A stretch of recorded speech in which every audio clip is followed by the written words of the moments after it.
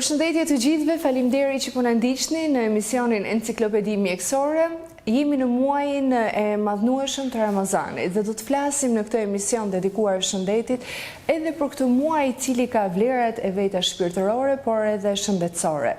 Sigurisht unë kam zgjedhur të flas me një dietologe klinike të mirënjohur, është Anila Kalleshi. Përshëndetje, mirë se u gjeta. Përshëndetje Anila dhe faleminderit që na keni mikpritur këtu në ambientin tuaj, në klinikën tuaj, ku sigurisht jepni këshilla të ndryshme për të gjithë ata që kanë nevojë. Por edhe sot në këtë muaj të Ramazanit, ne do të flasim së bashku për vlerat e këtij muaji për sa i përket shëndetit. Në fakt, po ta shikosh, unë dua të uroj fillimisht besimtarët musliman agjërim sa më të mbar, natyrisht edhe të jenë sa më të kujdesshëm që pse jo të kemë përfitimet e jashtëzakonshme që ka agjërimi. Tashmë dim që dietat më të suksesshme po përpiqen të imitojnë ose të marrin ose të përfitojnë nga agjërimi, kështu që besoj që jemi në rrugë të mbar nëse ne e bëjmë shumë të saktë regjimin ushqimor që duhet të ndjekim gjatë kësaj periudhe. Cilat janë përfitimet kryesore nga ky agjërim? Përfitimet e agjërimit janë të jashtëzakonshme, duke filluar tek sistemi i tretës, natyrisht sistemi i tretës merr përfitime maksimale, le të themi, duke e lënë organizmin disi të qetë për një periudhë të caktuar kohore, që është periudha ndërmjet syfyrit dhe iftarit, por gjithashtu flora bakteriale arrin të marrë vlera të jashtëzakonshme, le të themi, duke pasur gjithmonë i referohem një ushqyerje korekte. Sepse nëse ne bëjmë gabime gjatë ngrënies së syfyrit dhe të iftarit, kuptohet që ndoshta mund të kthejmë zakonet e këqija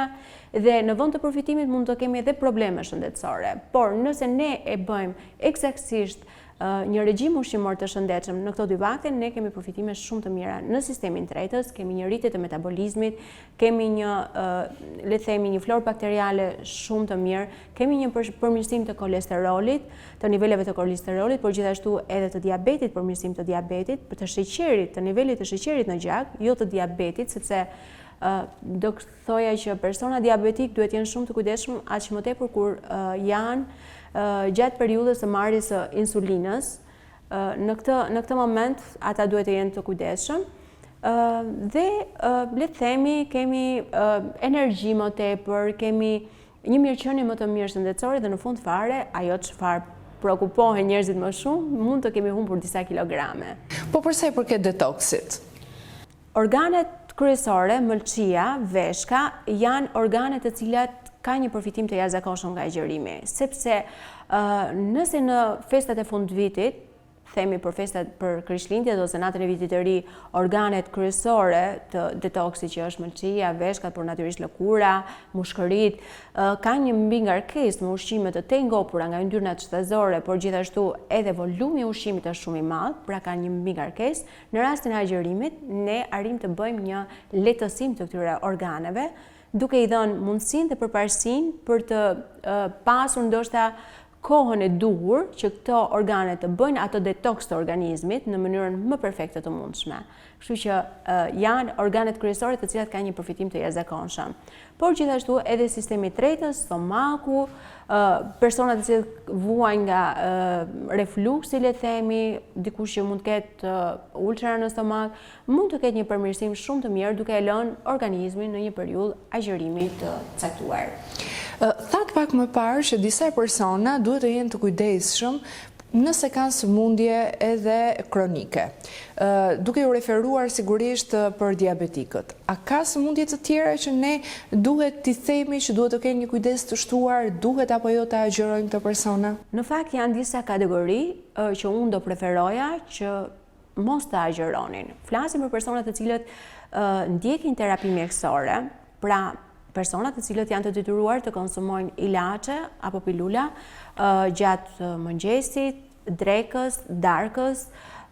personat të cilët janë të detyruar, nuk mund të ndryshojnë orarin e marrjes së medikamenteve, pra nuk mund të konsumojnë në mëngjes të hershëm, që mund të jetë mëngjesi i hershëm 4-5 e mëngjesit, të konsumojnë ilaçet, pastaj të rinë gjithë ditën pa konsumuar ilaçin e drekës dhe po ashtu dhe të darkës ta konsumojnë ndoshta pak më herët, pak më vonë. Unë do thoja që personat të cilët vuajnë nga patologji kronike dhe të cilët janë në terapi mjekësore nuk duhet të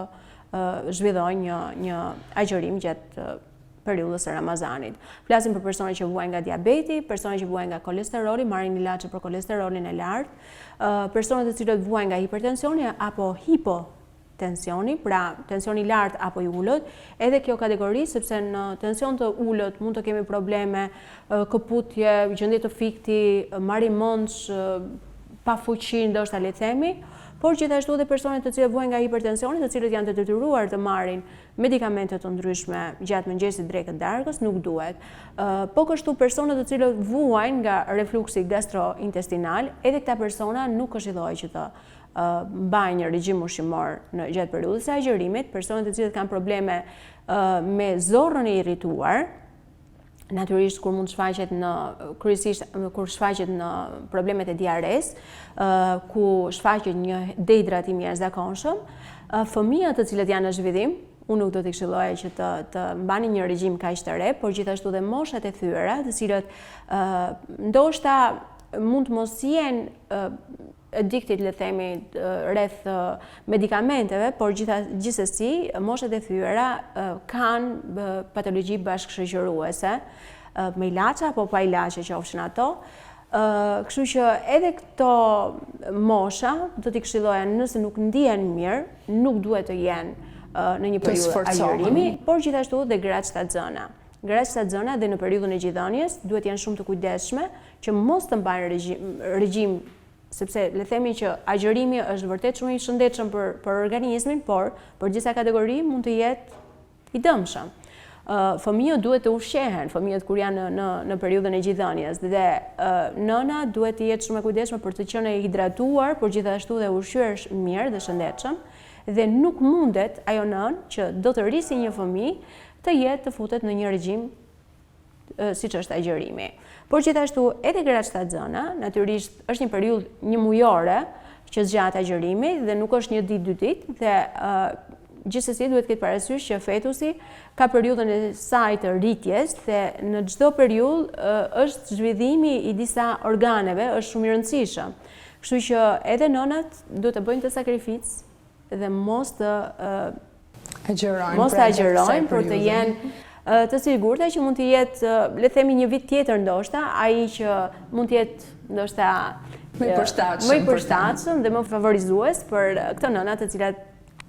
duan të agjërojnë, por që prioritet duhet i japi momentit të rritjes së fetusit. Pak më parë thatë ushqimet e gabuara. Le ta zgjerojmë më shumë këtë pikë diskutimi së bashku për sa i përket ushqimeve të gabuara që mund të konsumojnë njerëzit kur agjërojnë. Cilat duhet të ndalojnë? Unë do thoja që kategoritë të cilat duhen përjashtuar gjatë periudhës së agjërimit, patjetër që janë kategoritë që përjashtohen gjatë gjithë 365 ditëve. Pra ushqimet e pasura shumë me sheqer janë të dëmshme, ata të duket sikur të japin ty energji, sepse normalisht energjia e marrë nga karbohidratet është thelbësore, le themi, por kur merret nga ushqimet, kryesisht nga sheqeri i bardhë, kjo është një dëm për në organizëm, sepse ti merr një energji të menjëhershme, pra nëse ti ke konsumuar diçka të ëmbël në mëngjes, herët në syfyr, ty të duket se ke marrë një energji, po kjo energji do të zgjasë shumë pak, sepse trupi e përdor shumë shpejt ato energji dhe brenda pak kohe ti do të ndihesh i uritur, do kesh humbi energjie, do jesh i këputur, i lodhur,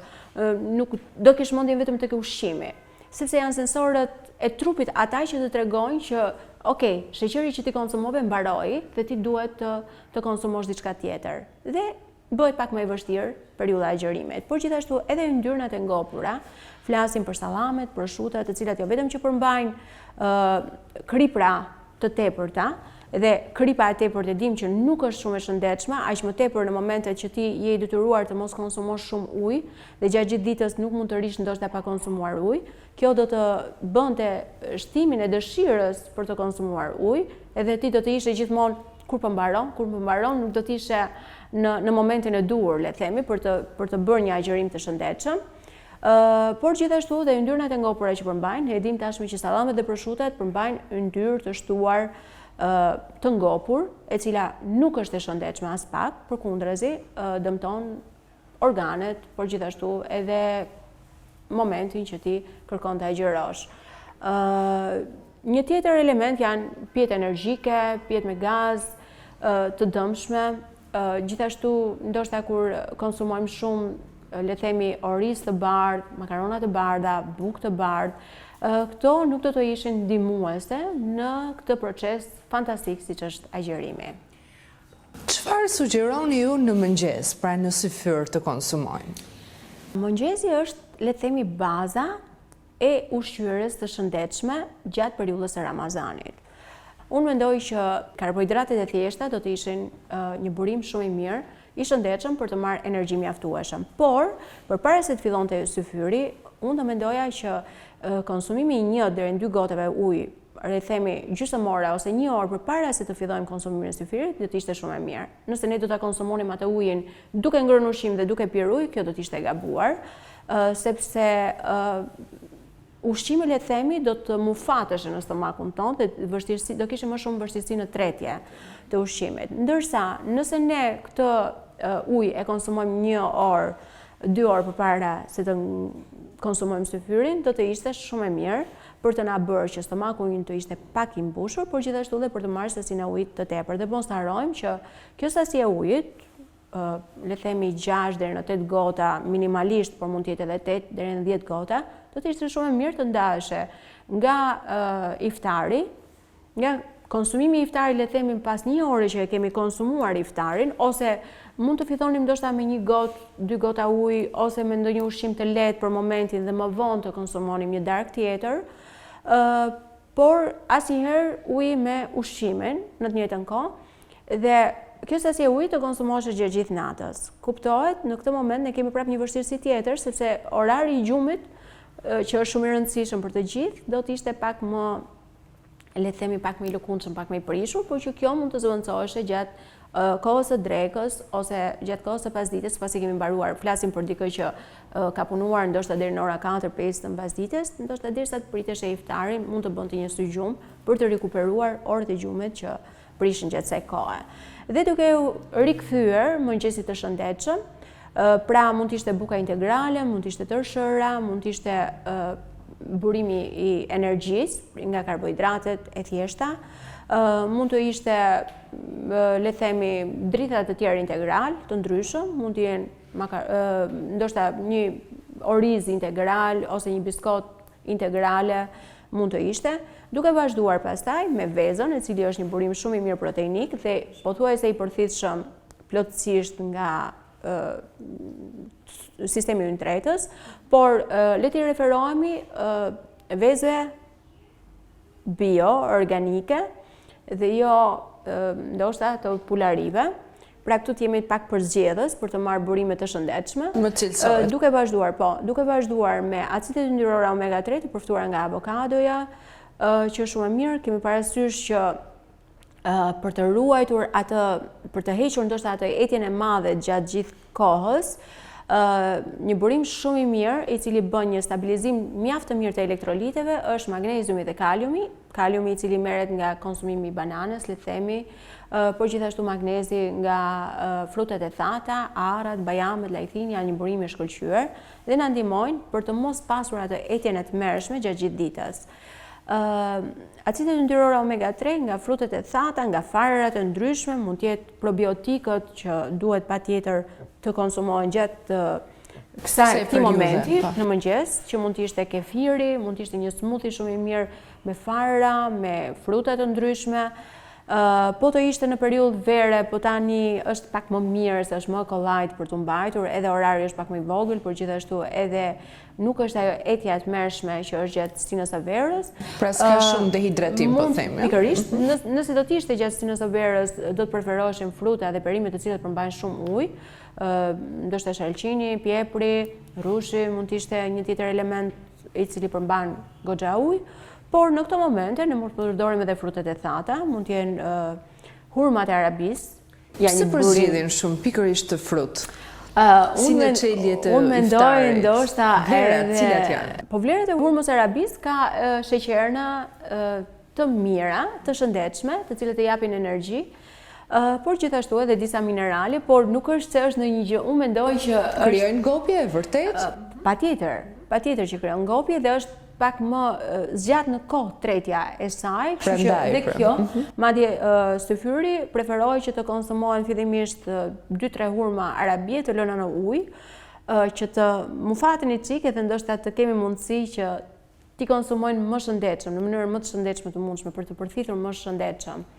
Hurmat e arabisë, siç e thash më përpara, por gjithashtu mund të jenë edhe fiqet e thatë, mund të jenë një burim shumë i mirë energjie, mund të jenë kajsitë e thata, kumbullat e thata të cilat do ndihmonin në sistemin e tretjes. Për atë gjitha këto, në smoothie, kefiri do të ishte i preferuari im, pasi përmban probiotik shumë të shëndetshëm, dhe do preferoja që mos të ishin shumë përdorues të suplementeve. Pra le t'i kthejë një ushqimi të shëndetshëm për të marrë vlerat ushqyese në mënyrën më të shëndetshme të mundshme. Dhe pse jo, për të pasur ato përfitimet që kryesisht është mbi pesha, por gjithashtu dhe përmirësimi i disa parametrave shëndetësor, duke përpasur një përmirësim të kolesterolit, të niveleve të hipertensionit, por gjithashtu të niveleve të sheqerit në gjak dhe duke pasur pse jo dhe një sistem tretës të shëndetshëm. Nëse do t'i referohemi tani më iftarit, që është vakti i cili është kryer agjërimi nga mëngjesi deri në orarin e caktuar që është pasdite tani më. Cilat janë ushqimet më të mira që duhet të përzgjedhim? Ushqimet më të mira,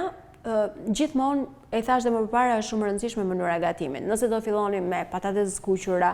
me petulla të skuqura, me byreçka të bëra vetë por të skuqura, gjithmonë ato 3 këndshët e vogla, pra ushqime të skuqura që thithin shumë yndyrë, nuk besoj se do të ishte një mënyrë e drejtë dhe shëndetshme. Natyrisht do të ishte një vakt i zakonshëm, le të themi, që ne konsumojmë, ku mund të ishte proteinat janë shumë të rëndësishme për të pasur një mirëqenie të mirë të metabolizmit, por gjithashtu edhe të shëndetit, duke filluar tek mishi, mund të ishte peshku, mund të ishte mishi pulës, mishi viçit, por gjithashtu edhe mishi i gjelit të detit, mund të ishte peshku, një tjetër alternativë shumë e mirë. Këto të shoqëruara me makarona me pasta integrale, mund të themi, sallatra të bollshme, me oriz integral, por gjithashtu me ikëror, quinoa, me perime. Gjëra të ndryshme, pse jo, se nuk është e thënë që ti patjetër në 30 ditët e Ramazanit ti duhet të ushqehesh vetëm me mish, peshk edhe asgjë tjetër. Por do preferoja që ëmbëlsirat e ndryshme, të cilat preferohen kryesisht gjatë kësaj periudhe ndoshta, të ishte e mundshme të shmangeshin. Për disa arsye, për të mos pasur një energji të menjëhershme dhe një stopim të kësaj energjie menjëherë, dhe gjithashtu për të marrë ushqime të shëndetshme. Po që mos ketë edhe këtë fryerjen e zakonshme, pra nga po themi një pauzë e organizmit, më pasi ushqehen, mundohen mbase të konsumojnë shumë, të marrin sipas tyre disa vlera ushqimore, por mund të krijojnë fryrje në stomak, apo jo? Unë do preferoja që dhe një mbingarkesë të organizmit. Vakti i iftarit mos ishte ai ushqimi i ngrënshëm menjëherë. Unë do preferoja që ai vakt të fillonte njëherë fillimisht me një ushqim të lehtë, që të fillonte stomaku të përgatiteshe për të ngrënë, pra mos të ishte një bum kalorish, një tavolinë e madhe shumë dhe ti të haje pambarimisht. Mundësisht të haj dhe pas një ore të bëje pak ecje, not, yoga, ushtrime, ecje të shpejt do të ishte shumë e mirë për të filluar për të tretur atë ushqimin e parë dhe pastaj mund të ishte pak më vonë, ora 8:30, 9 darkës, të konsumoheshe një darkë e mirë fillt, le të themi, dhe duke bërë alternimin e konsumimit të lëngjeve dhe konsumimit të ushqimit. E thash dhe më përpara, gjumi është shumë i rëndësishëm dhe nëse kjo darka do të ishte shumë e rëndë, ne nuk do kishim gjumë fare dhe gjatë gjithë këtij muaji ne mund të përfitonim ndoshta le të themi pak nga mënyrat e ushqyerit, por gjumi do të ishte një ndër faktorët kryesorë, sepse ne dimë se gjumi është rregulatori i jashtëzakonshëm i dy hormoneve që lidhen me ushqyerjen, grelinës dhe leptinës. Pra, hormoni i cili të tregon që ti ndihesh i ngopur, por edhe ai që të bën të kesh uri. Kështu që nëse nuk do bënim gjumë të qetë dhe gjumë